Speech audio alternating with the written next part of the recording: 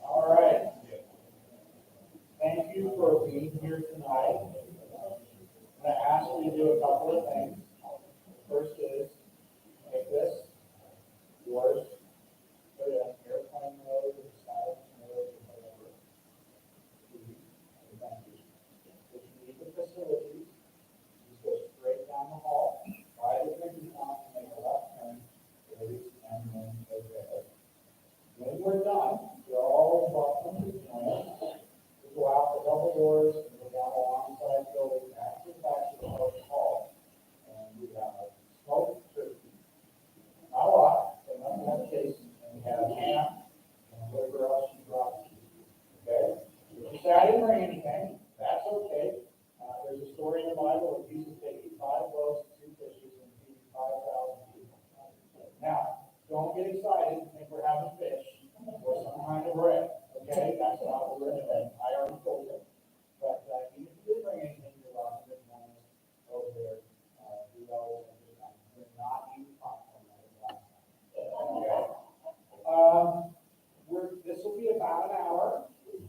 And if anything should happen in the building, we do not have fire alarms, but we'll just ask you to have to evacuate. Please use this side. This side takes you out to Never Land, and you just get on the outside. Jerry has got the weeds down back there, which we're fine, but it sort of takes you to the building. So please do it this way or out that way. I've known Mr. and Mrs. Paul Haley for about 12 years. I met Mrs. Haley at Chula Vista High School in the drama department. She was the main drama teacher. And so I brought her to 4 years of drama and the total shows that we did. And that's how we got to know Paul and his wife, Sharon Haley. Okay? And Paul does a young man show degree. Stage Works Theater Company proudly presents Mr. Dickens' Christmas Carol. StageWorks is the theater and education ministry of Paul and Sharon, who are both graduates of the UCLA Theater Program. They are also longtime touring performers with Rams Players Theater. Sharon, the director of the student's production, has taught students in grades K through 12, directed numerous productions for schools, churches, and professional companies. She joyfully serves as a theater artist and educator with a vision for inspiring others towards collaboration and empathy. And she just completed an 8-week thing here at the church for ESL's class in the theater, which she found that sometimes people are wanting ESL, but community theater is a good way to bring it out. So we'll start that back up again in January. Paul Haley, the performer of this afternoon's presentation, works as a freelance theater artist with groups throughout San Diego County, including Rams Players Theater, Ride Out Loud, the San Diego Symphony, and SeaWorld. He's also a staff member at the Salvation Army Frost Center. And now, please welcome our host for this program, Mr. Charles Dickens.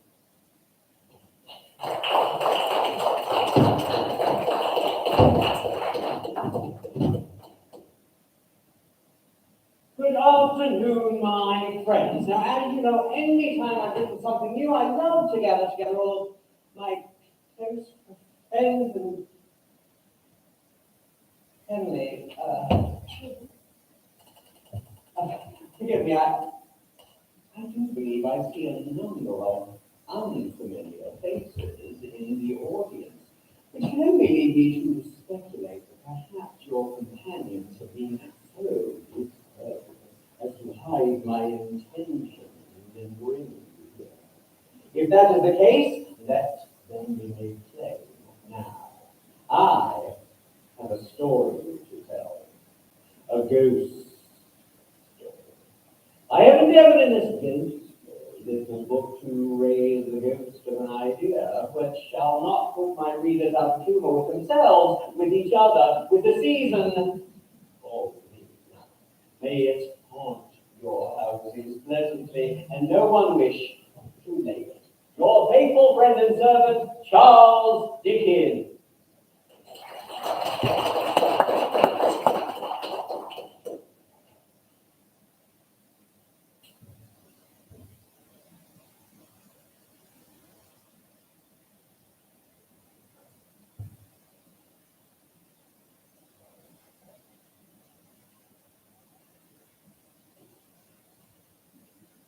A Christmas Carol. Stave 1. Marley's Ghost. Once upon a time, of all the good days of the year on Christmas Eve, old Ebenezer Scrooge sat busy in his counting house. It was cold, bleak, biting weather, foggy withal. But those city clocks had only just struck 3. Quite dark already. The door of Scrooge's counting house was open, that he might keep an eye upon his clerk, Bob Cratchit, who, in a dismal little cell beyond, sort of a tank, was copying letters. Now, Scrooge had a very small fire, but the clerk's fire was so very much smaller that it looked like one coal. Wherefore, the clerk put on his white comforter and tried to warm himself with the candle, in which effort, not being a man of a strong imagination, he failed. Just then, Scrooge was interrupted by a familiar laugh in his doorway. A Merry Christmas, Uncle. God save you. It was the voice of Scrooge's nephew Fred, who came upon him so quickly that this was the first intimation he had of his approach. Bah! Replied Scrooge. Humbug! Humbug? Christmas? A humbug? You don't mean that, Uncle, I am sure.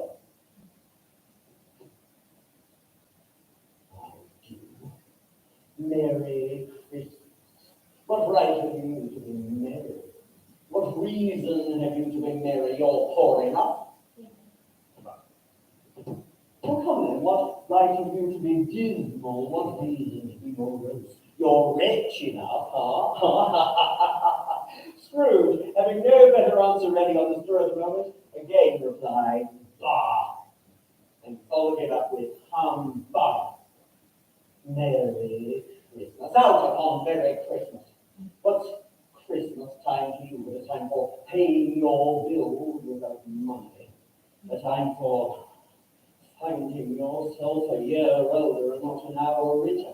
If I could work my will, every idiot who goes about with Merry Christmas on his lips should be boiled with his own pudding and buried with a stake of holly through his heart. He should. Keep Christmas in your own way, and let me keep it in mine. Much good may it do you. Much good it has ever done. Well, come then, there are many things from which I might have derived good, by which I have not profited, I dare say. Christmas among the rest. But I've always thought of Christmas comes round, apart from the veneration due to its sacred name and origin, if anything belonging to it can be apart from that, as a kind time of thoughtful, giving, charitable, pleasant time. The one time I know of in the long calendar of the year where men and women seem by one consent to open their shut-up hearts freely and to think of those below them as if they really were fellow passengers to the grave and not other creatures bound on other journeys. And therefore, although it has never prescribed gold or silver in my pocket, I see that it has done me good, and will do me good, and so I say, God bless it! The clerk in the tank involuntarily applauded. Ha ha ha ha!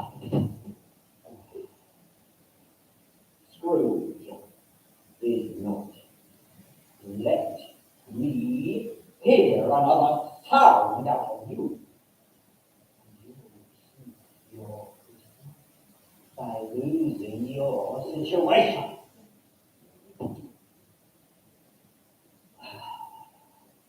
You're quite a powerful speaker, sir. I wonder you don't go into Parliament.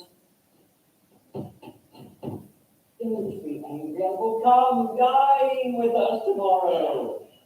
Scrooge said that he would see him. Indeed, he did. He went the full length of the expression and said that he would see him in that extremity first.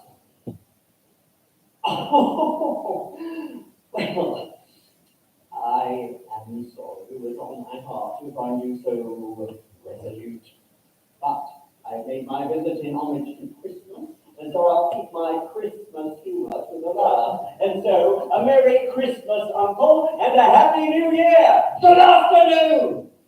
Feathered Scrooge. His nephew left the room without an angry word notwithstanding, and stopped at the outer door to bestow the greeting of the season upon the clerk, who, cold as he was warmer than Scrooge. The cold became intense. The brightness of the shops where holly, sprigs, and berries rattled in the lamp heat of the window made pale faces ruddy as they passed. The owner of one scant young nose, gnawed and mumbled by the hungry toad, as bones are gnawed by dogs, stooped down at Scrooge's keyhole to regale him with a Christmas carol. God bless you, merry gentlemen, sweet you display, remember Christ our Saviour for Christmas Day. Scrooge seized the door with such energy of action that the singer fled in terror. Are there no prisons for the like of you? Are there no workhouses?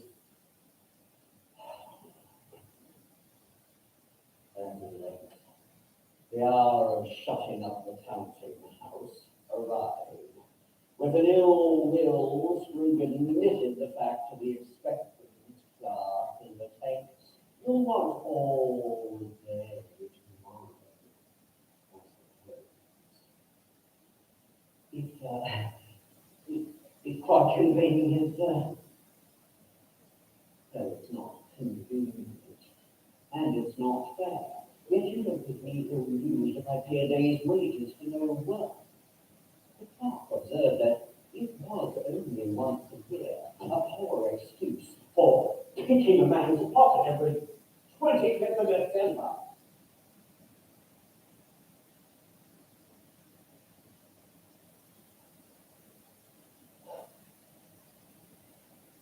But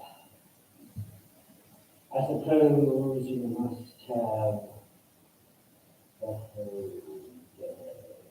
Oh, be here all the earlier next morning.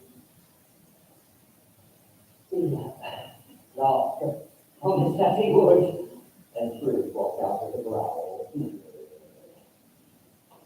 The office was closed in a twinkling, and the clerk with the long ends of his white comforter dangling below his waist, went down a slide on Cornhill at the end of the lane of boys 20 times. Whoa! In honor of it, in Christmas Eve.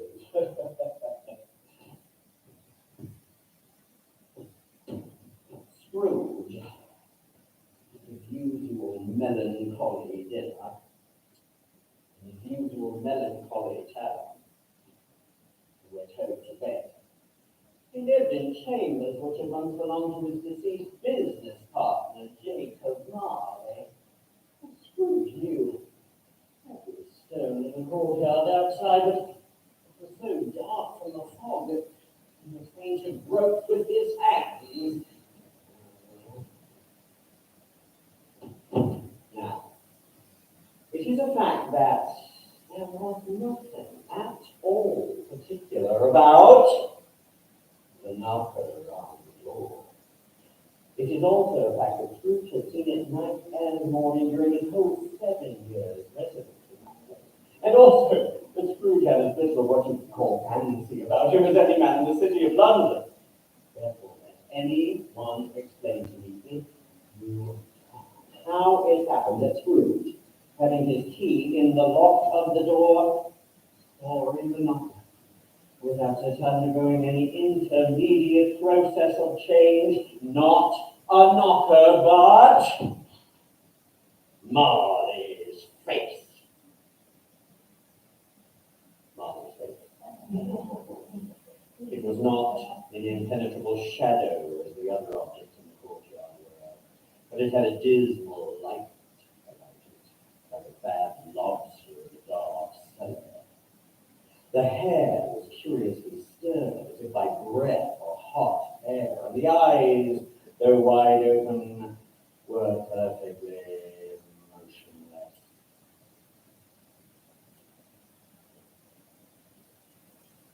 As Scrooge looked fixedly at the phenomenon,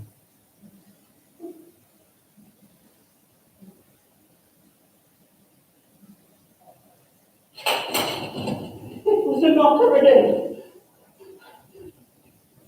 He was not startled, or his blood was not conscious of a terrible sensation, would be untrue. But he turned his key in the lock, opened the door, and inside.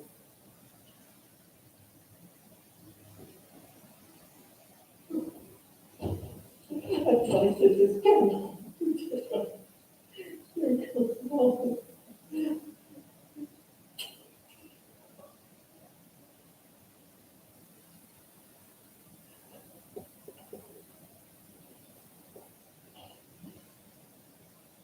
Bridget's up the stairs, Scrooge went, not caring a button for that. Darkness is cheap, and Scrooge liked it. Before closing his heavy door, he went through his rooms to see that all was right.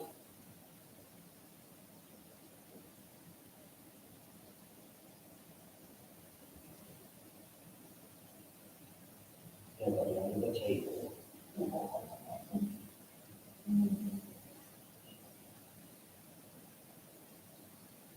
Nobody under the bed.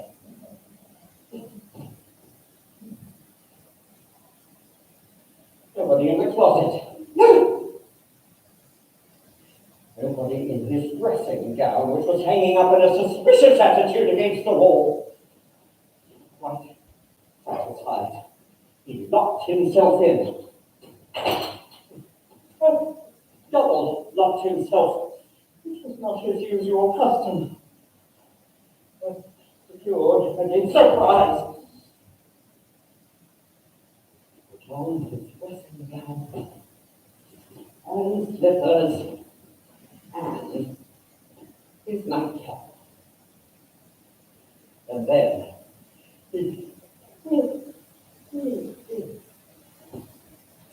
he sat down before his death.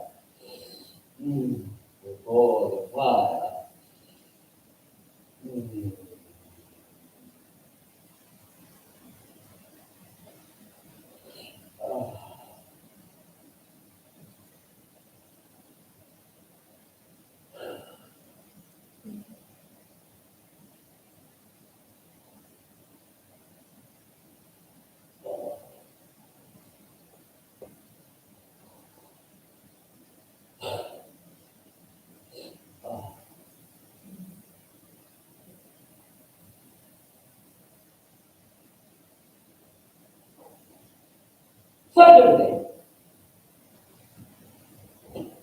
the cellar door flew open with a booming sound. And Scrooge heard another voice on the floor below. Thank you. As if some person was dragging a heavy chain. And Scrooge remembered to have heard ghosts in haunted houses were described as dragging chains. And then, coming up the stairs, and then, coming straight to his door. It's up so still, I won't believe it. His colour changed, though, when, without a pause, it came on through the heavy door and passed into the room before his very eyes. Marley's ghost. The chain he knew was clasped about his nipple. It was long and round about him like a tail, and was made to squeeze off as it closely of cash boxes, keys, padlocks, ledgers, deeds, and heavy purses wrought in steel. I wear the chain I forged in the light. I made it link by link, in the yard by yard. I girded it on of my own free will, and of my own free will I wore it. As its pattern seemed strange to you, would you not know the length and weight of the strong coil you bear yourself? It was full and long and heavy as this heaven. This must be the devil. On its spins then, it is a ponderous chain.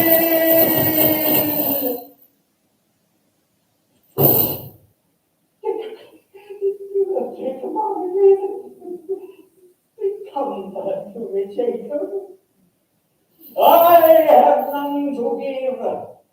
Oh, God.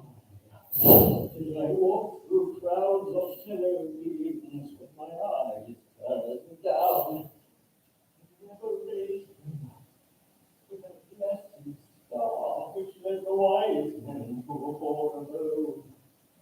Were there no poor homes to which its light would have conducted me?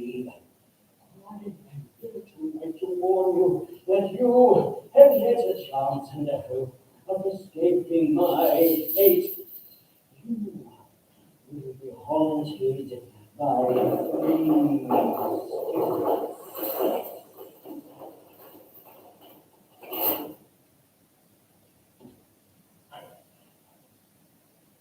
Haunted. I think I'd rather not. Without their visit, you cannot hope to shun the path I tread. The apparition spoke. It looked backward from him, and with every step it took, the window raised itself a little, so that when the spectre reached it, it was wide open, and Mars floated out upon the beach.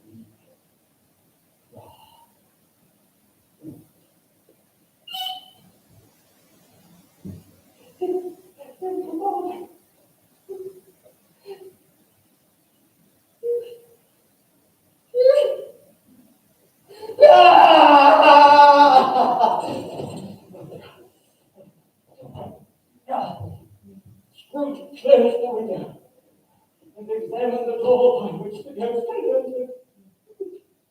It was a double lock, and he had locked it with his own hands, and the bolts were undisturbed.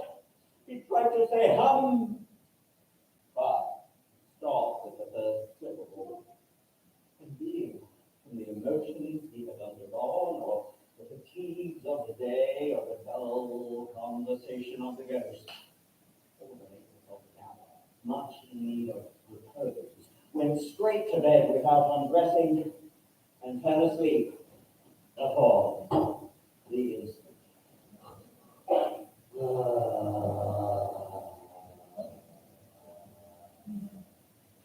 No, Jacob my dear, humbug. Um,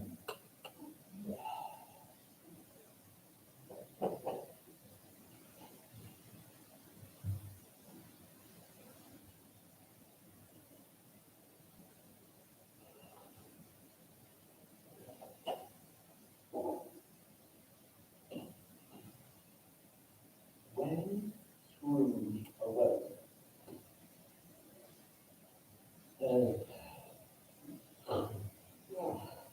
no, oh,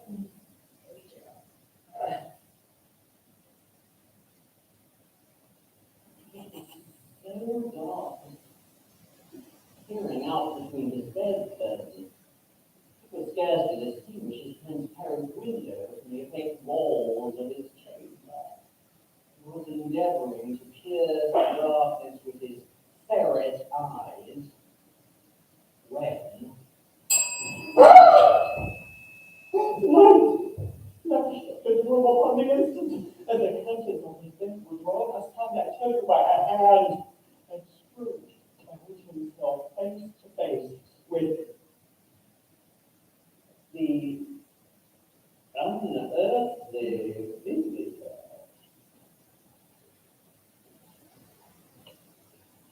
It was a strange figure, like a child, not so like a child as, no, I am the ghost of Christmas.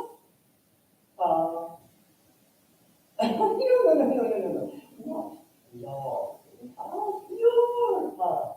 I have come for your welfare. Perhaps your explanation. Take heed, rise and walk with me. The touch, though gentle as a woman's hand, was not to be resisted. But Scrooge, seeing that the ghost made toward the window, Spirit, please, I beg you, I am mortal and liable to fall.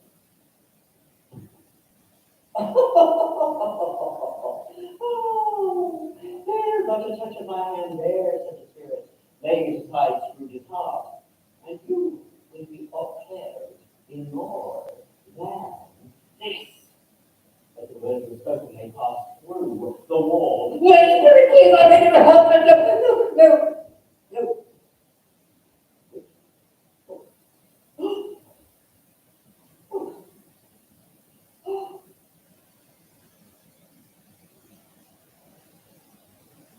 There's still a milking country road.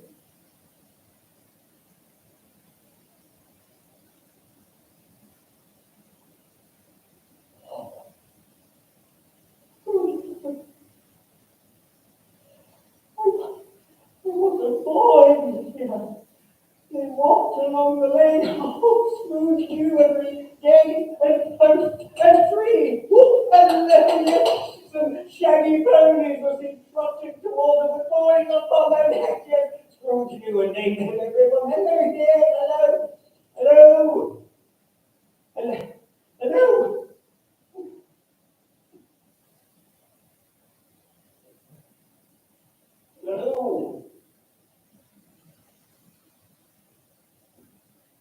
These are but shadows of the things that have been. They have no consciousness of us.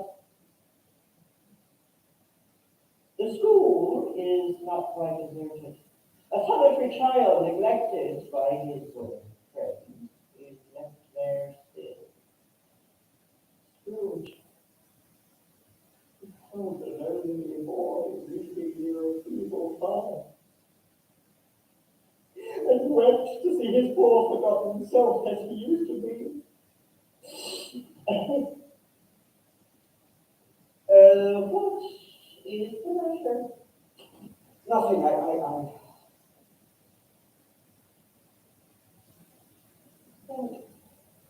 There was a boy singing a Christmas carol at my door last night.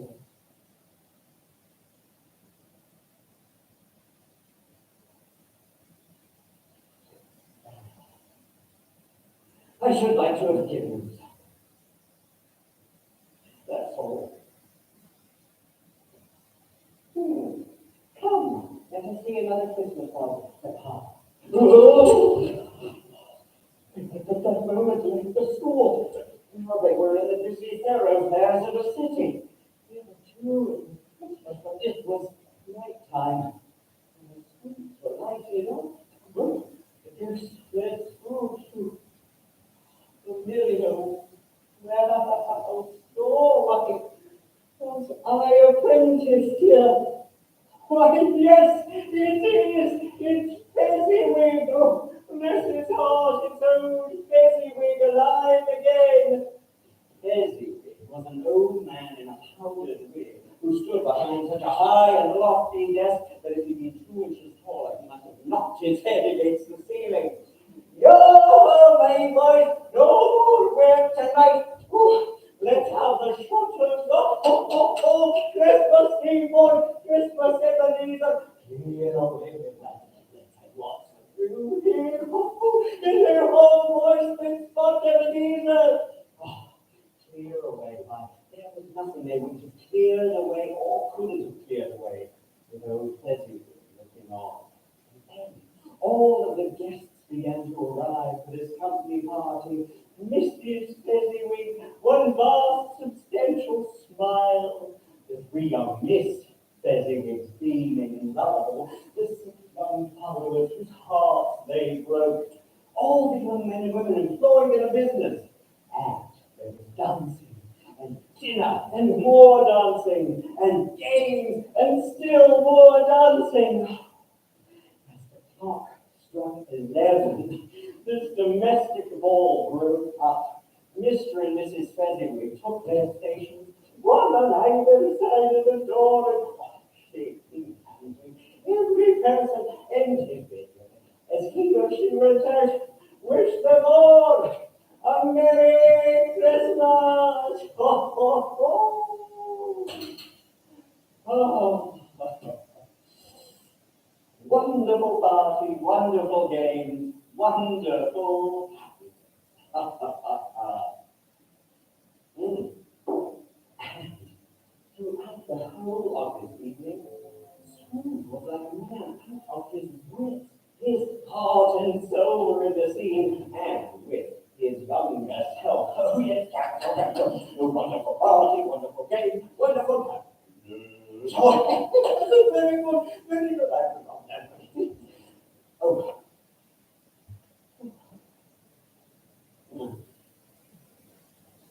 It was not until now that Scrooge remembered the ghost. And saw it looking full upon him. A small matter, to make you silly folks so full of gratitude. He spent a few pounds of your marshman money. Is that so much that he deserves it? Pray. It isn't that way. Why, he has the power to render us happy or unhappy, to make our service burdensome or light. Why, the happiness he gives is quite as great as if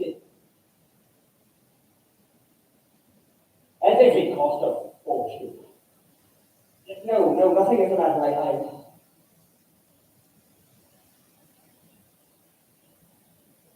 I should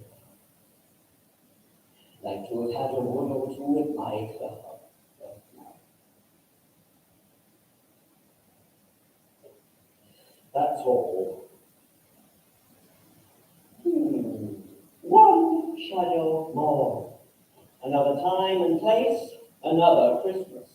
But again Scrooge saw himself. He was older now, a man in the prime of life. His face had not the harsh and rigid lines of later years, but it had begun to show the signs of care and avarice. Nearby there sat a fair, young girl. Ebenezer.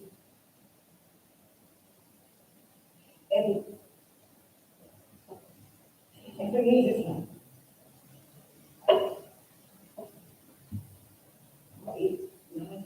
Little, very little. Another idol has distressed me. A golden one. But if it can cheer and comfort you in time to come, and I will trust to them. I have no just cause to grieve. I have seen your nobler aspirations fall one by one until the passion gain and embraces you. Have I not?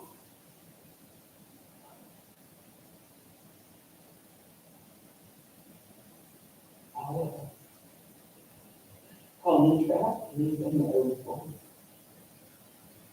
It was really when people were born content to be so. How often have seen now a thought of which I will not say. It is enough that I have thought of it so. I can release you from our engagement. Tell me, if this had never been between us, would you seek me out and try to win me now?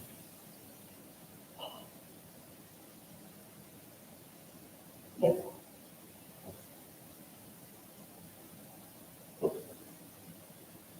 Are you happy? In the life you have chosen.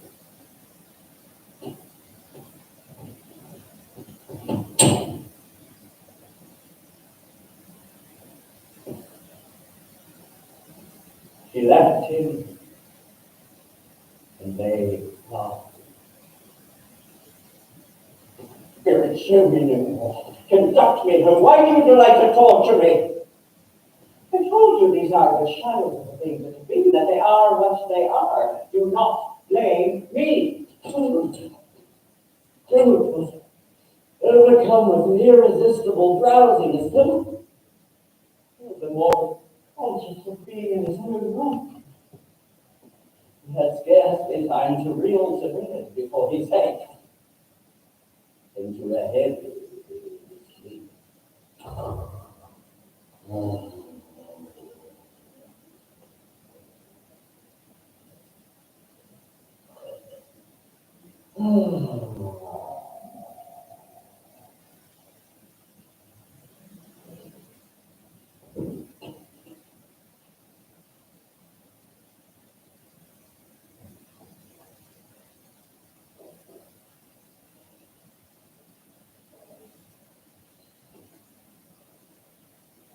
In the middle of a prodigiously tough snore. Oh.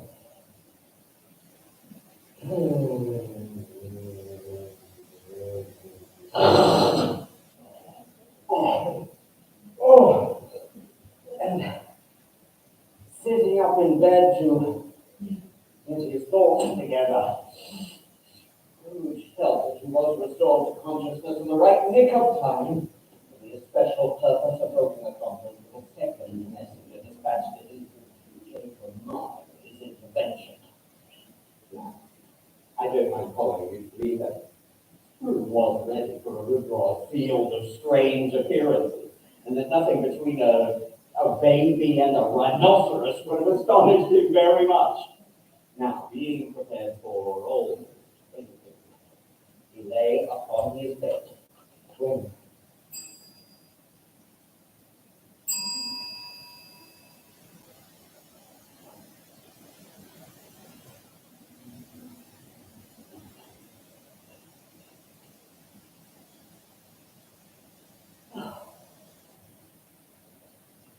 help! Go!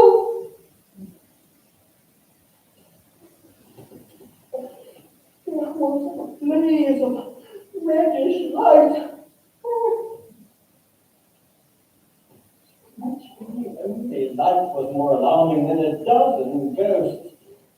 He was powerless to make out what it meant.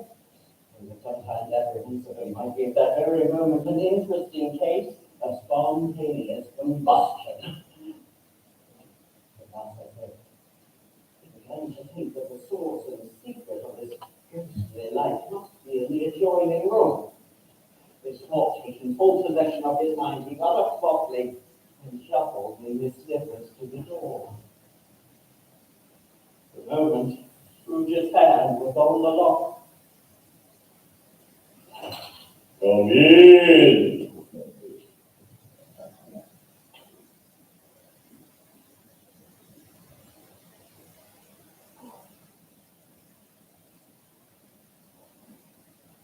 It was his own room. No doubt about it, but it had undergone a surprising transformation. The walls and ceiling were so hung with living green. It looked a perfect grove. The crisp leaves of holly, mistletoe, and ivy reflected like the light as if many little mirrors had been scattered about. Oh, heaped up on the floor to form a kind of throne with turkeys, geese, game, brawn, great joints of meat, long wreaths of sausages, meat, pies, plum pudding, red-hot chestnuts, cherry-cheeked apples, luscious pears, immense cakes, and seething bowls of punch, which made the chamber dim with their delicious steam.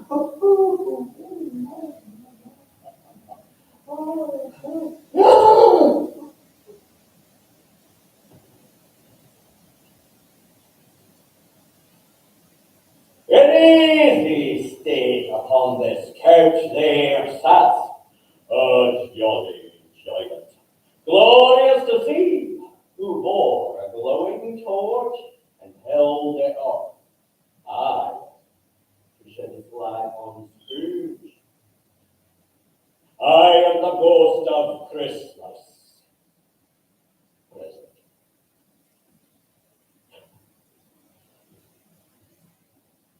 You've never seen the like of these before. Oh, I've been ever lost forth with the younger members of my family, meaning, for I am very young, my elder brothers born in these later years.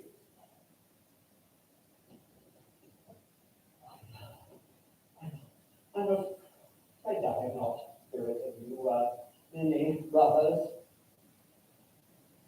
More than 1,800.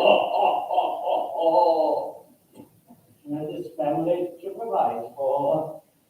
A spirit I went forth last time on compulsion and learned the lesson, which is working now. Tonight, if you have aught to teach me, let me profit by it.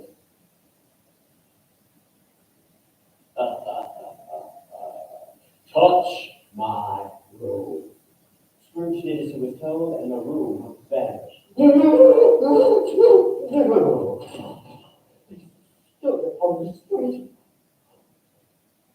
It was Christmas morning. Steeple bells called good people all to church and chapel, and away they came in their best clothes and with their brightest faces. At the same time, there emerged innumerable people carrying their dinners to the bakers' shops. The sight of these poor revelers appeared to interest the spirit very much, for once or twice and there were angry birds between two dinner carriers who had jostled each other.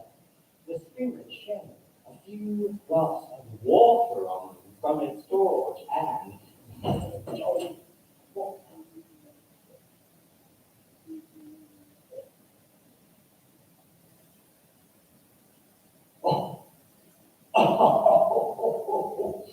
they good hero was restored directly, for they said it was a shame to quarrel upon Christmas Day. And so it was, God love it, so it was. And it was perhaps the pleasure of the good spirit that led them straight to Scrooge's class.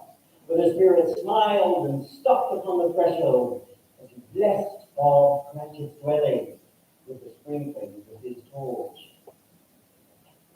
Imagine that, thought Scrooge. The first Christmas present blessing Bob Cratchit's little four-room house. Up rose Mrs. Cratchit's wife. Whatever is not your precious father, then your brother Tiny Tim. He is fallen out by the two young Cratchits who were everywhere at once, and in came Bob, the father, with Tiny Tim upon his shoulder. Whoop, whoop, whoop, whoop, whoop. Oh, oh, alas, poor Tiny Tim. He bore a little crutch and had his limbs supported by an iron frame. His brother and sister hustled Tiny Tim and bore him off to the washhouse. Ah, hello, my dear. Mwah. Oh, our Tim. Whew. He was as good as gold in church and better. Mm. Mm.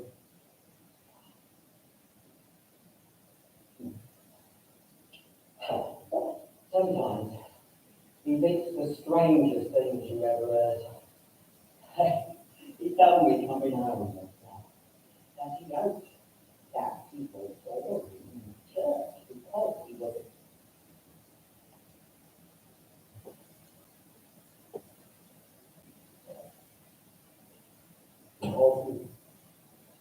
crippled. And it really changed, you know, to remember on Christmas Day. Very late. Lame beggars walked. And the blind men see. Our King, he's growing strong and hearty.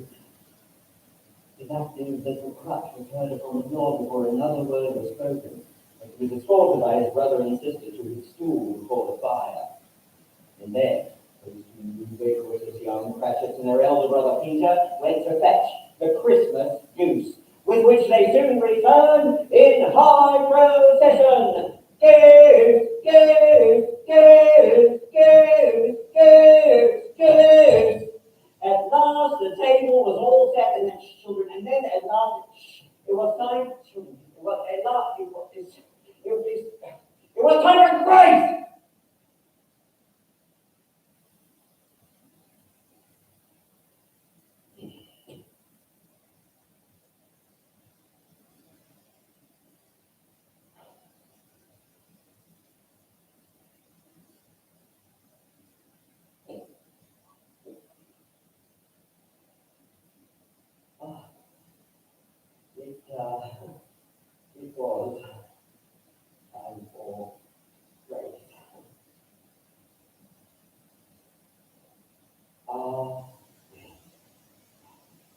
There never was such a goose. Its flavor and tenderness, its size and cuteness were the themes of universal admiration. And yet everyone had enough. And those two young Cratchits in particular were steeped in sage and onion, two thin eyebrows. Ah! At last the dinner was done, and God proposed a Merry Christmas to us all, my dears. God bless us. God bless us, everyone, cried Tiny Tim at the last. He sat very close to his father's side. Bob held his withered little hand in his. He loved the child and dreaded that he might be taken from him.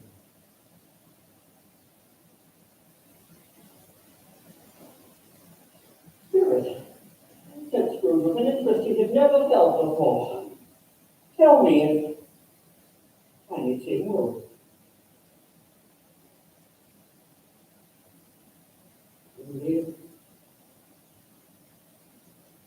I see a big chair, and a crutch without an owner carefully preserved.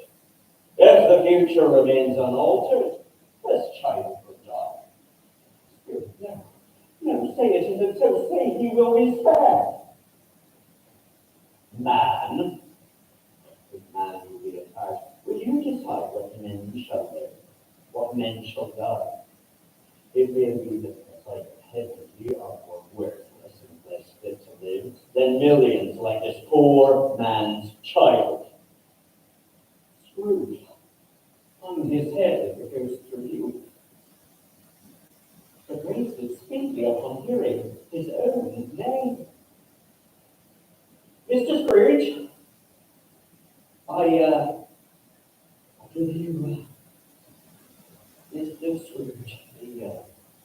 founder of the feast.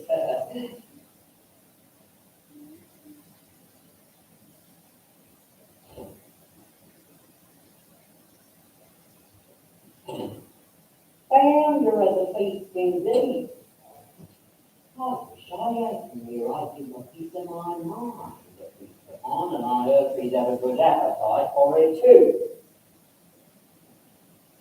Oh dear.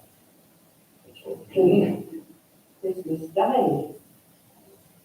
It should be Christmas Day, I'm sure, and we can brief the elf. It would be a stingy, hungry man, isn't it? You know he is.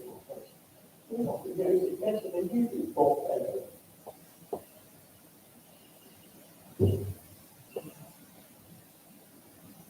Christmas Day.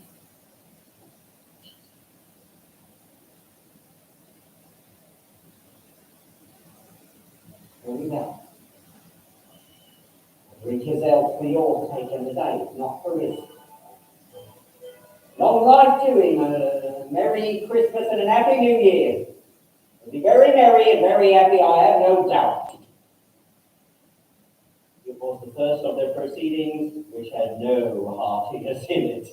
The mere mention of Scrooge's name cast a shadow over their party, which was not dispelled for a full 5 minutes. But after it passed, they were 10 times merrier than before. And by they had a song from tiny King about a lost child who had been which he sang with a plaintive little voice. And sang it very well indeed. They were not handsome, hungry. They were not well dressed. Their shoes were far from being waterproof. Their clothes were scanty. And yet, they were happy, grateful, pleased with one another, and contented with the times. And when they faded, they looked happier still in the bright sprinklings of the Spirit's tortured party. Scrooge had his eye upon them, especially on Tiny Tim, until the last. It was a great surprise to Scrooge, while thus engaged, to hear a hearty laugh. It was an even greater surprise to recognize him as his own nephew.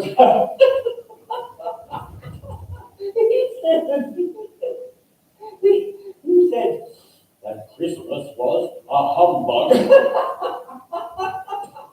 I knew, and he believed it too. What? No, I'll not say a word against him, for I pity him. He may rail at Christmas till he dies, but he can't help thinking better of it. I got five if he finds me going there year after year in good temper and saying to him, Uncle Scrooge, how are you? You know, they put him in the vein to 3 to 4 50 pounds, that's something. And I shook him yesterday.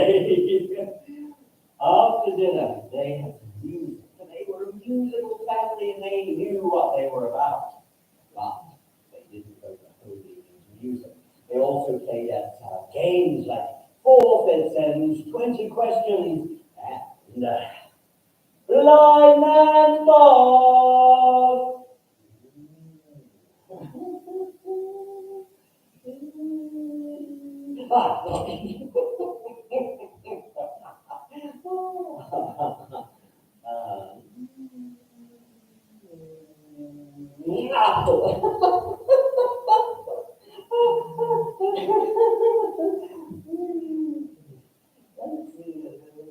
Oh, there you are.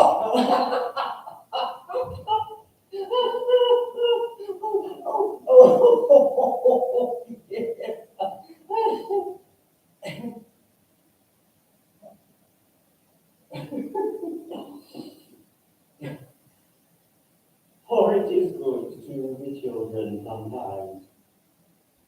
Never better than at Christmas, when its mighty founder was a child himself. seemed passed off in a breath, and Scrooge and the spirit were again upon their travel. Much they saw, and far they went, and many homes they visited, but always with a happy end. The spirit stood beside sick beds, and they were cheerful. Besides poverty,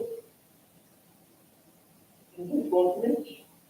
Besides struggling men, and they were patient in their greater hope. In hospital, almshouse, and jail, and misery's every refuge, where vain man in his little brief authority had not made fast the door and barred the spirit out. He left his blessing and taught Scrooge his precepts. And it was strange, too, that while Scrooge remained unaltered in his outward form, the ghost grew older, clearly older. And one other change that Scrooge observed as well. Spirit, forgive me if I'm not justified in what I ask. I see something strange and not belonging to yourself there at your feet. From the clothing of his robe, it brought 2 children, a boy and girl. The graceful youth should have filled their features out and touched them with its precious pins. A stale and shriveled hand pinched and twisted them. Where angels might have battened those devils and glared out menacing.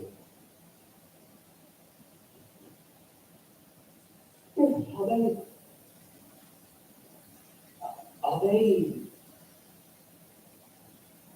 yours? Scrooge could say no more.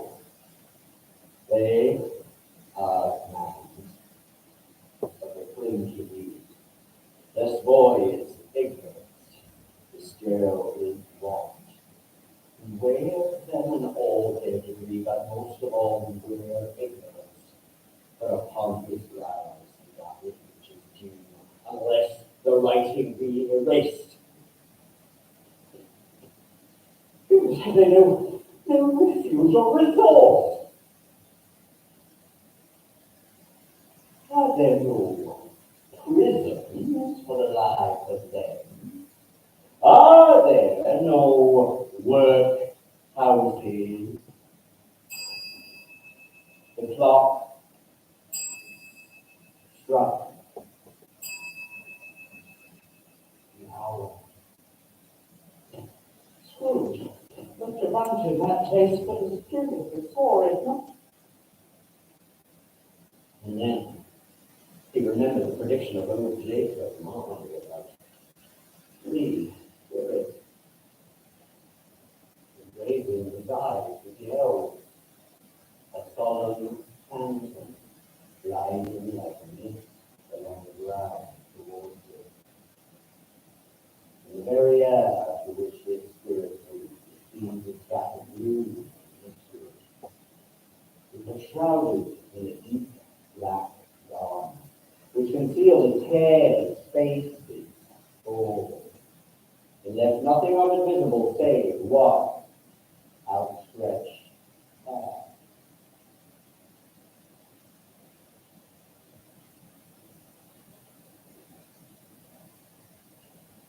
This of the future. I fear you more than any spectre I have seen. As I know your purpose is to do me good, and as I hope to live to be another man from what I was, I am prepared to bear you company, and do it with a thankful heart. Read on. The night is waning fast, and it is precious time to me, I know. Yes. Lead on! Lead on! The ghost conducted him through several streets familiar to his feet. He looked here and there for some sign of himself. He was nowhere you see. They stopped in at poor Bob Cratchit's house, the dwelling he had visited before, to find the mother and children seated round the fire. Quiet. Very quiet. The noisy little Cratchits were as still as statues in one corner. And they looked up at their elder brother Peter, who held a book before him. And he took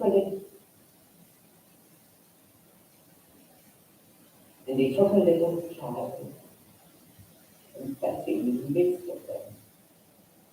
And when he had taken him in his arms, he said unto him, whoever receives one of these little ones in my name receives me.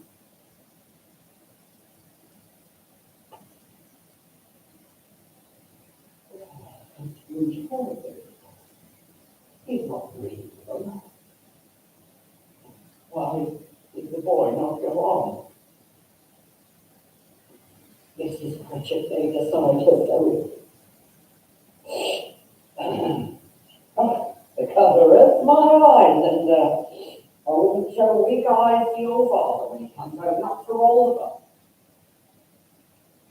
He lives behind his tongue. So he has walked a bit slower this last few evenings. I've known him to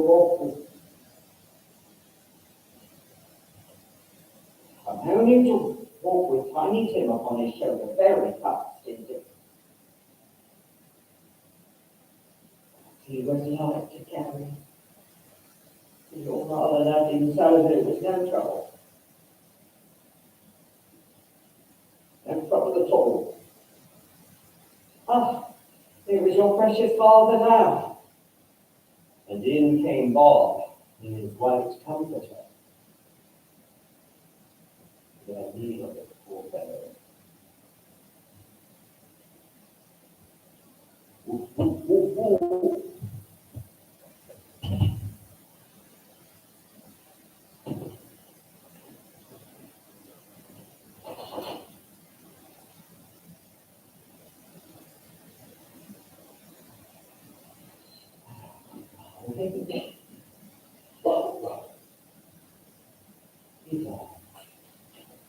Good lad. Hello, my dear.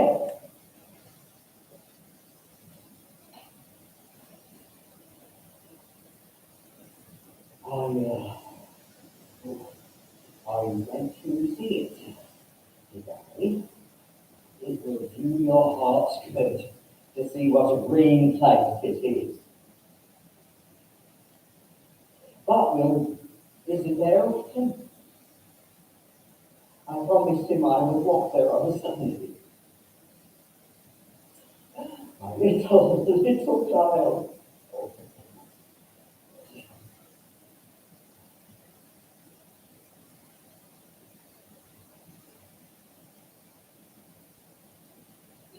Whenever we part from one another, we shall none of us forget poor Tiny Tim, shall we? All this parting that there was. And I know, my dear, that we recollect how what we should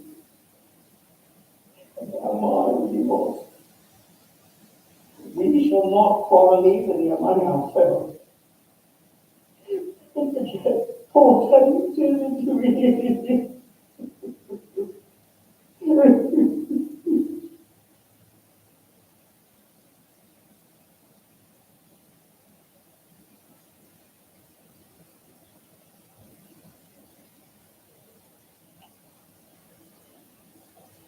Spirit of Tiny Tim, my childish essence, was from God.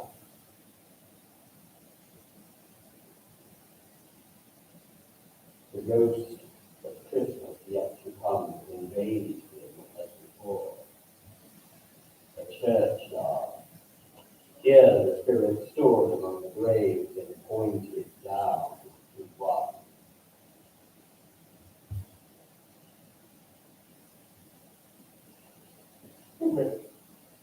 Before I advance tonight, sir, would you point out to me,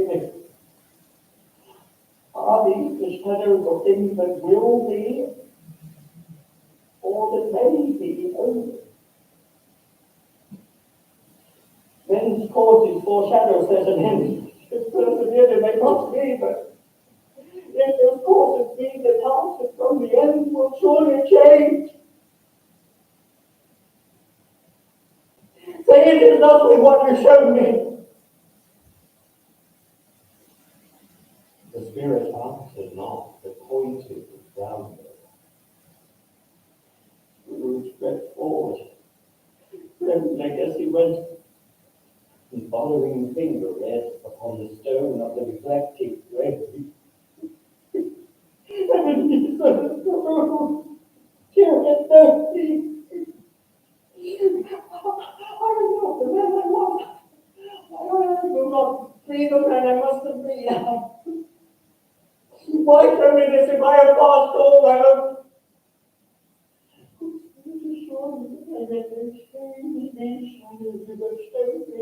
By an altered life, I will honor Christmas in my heart and try to keep it all the year. Holding up his hands in one final prayer to have his fate reversed, Scrooge saw an alteration in the pension's food and rest. It shrunk, collapsed, and dwindled down into a faint rose. The ghost was his own, yes, and the bed was his own, and the room was his own life. Happiest of all, yes. The time before him was his own. Make amends in the Christmas time be praised for this. I say it on my knees.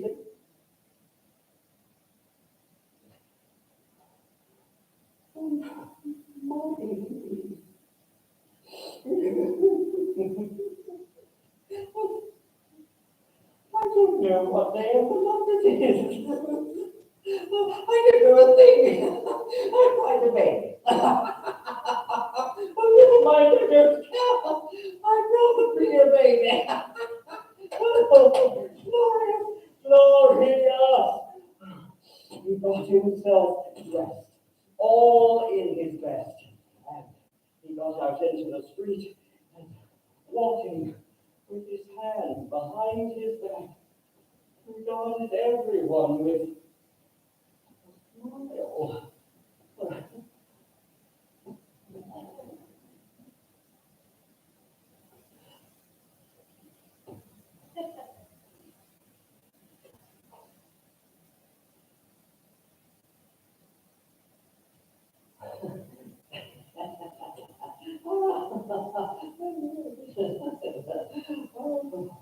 He went to church and walked about the streets and watched the people hurrying to and fro and patted little children on the head. He could never dream that any walk, that anything could bring him so much happiness.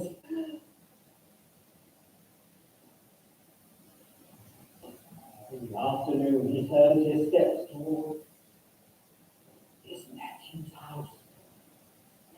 He passed the door a dozen times before he got the courage to knock. Finally, he did it.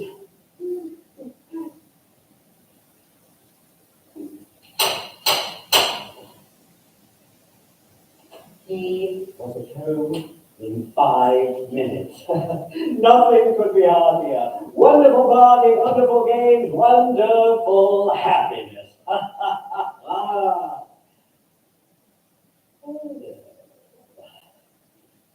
He was early at the office next morning. He was early there indeed. Yes, if only he could be there first. She's coming late. This was the very thing he set his heart upon, and he did it too. The clock struck 9. There's no more. A quarter past. No more. He was a full 18 minutes and a half behind his time, but he was on his stool in a jiffy, pushing away with his pen as if to overtake 9 o'clock. Hello? What do you mean coming in here at this hour of the day? I'm very sorry, sir. I am beyond the time. Right. I was making rather merry yesterday.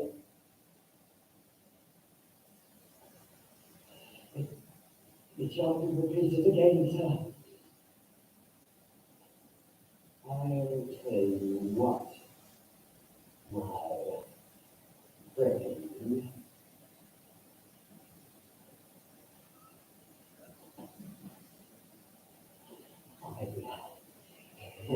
I'm not going to stand for this sort of thing any longer. And therefore,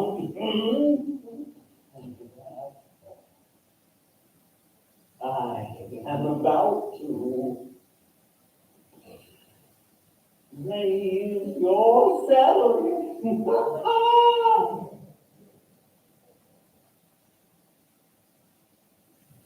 A Merry Christmas, Bob!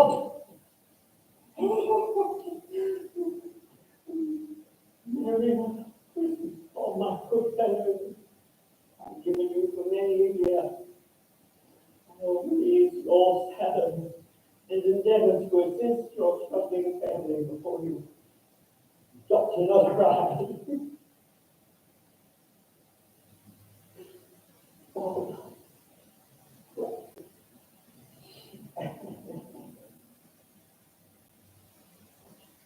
Scrooge was better than his word. He did it all and infinitely more. And to Tiny Tim, who did not die, he was a second father.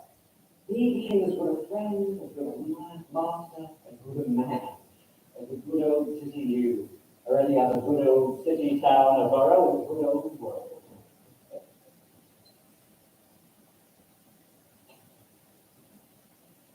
Some people laughed to see the alteration in him, but he let them laugh and little heeded them.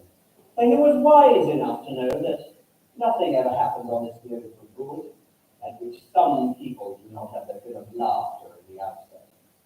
His own heart laughed, and that was right enough for him.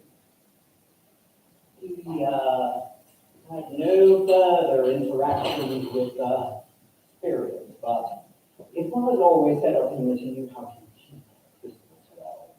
If any man alive possessed the knowledge, may that be said of us, and all of us. And so, as Tiny Tim observed, God bless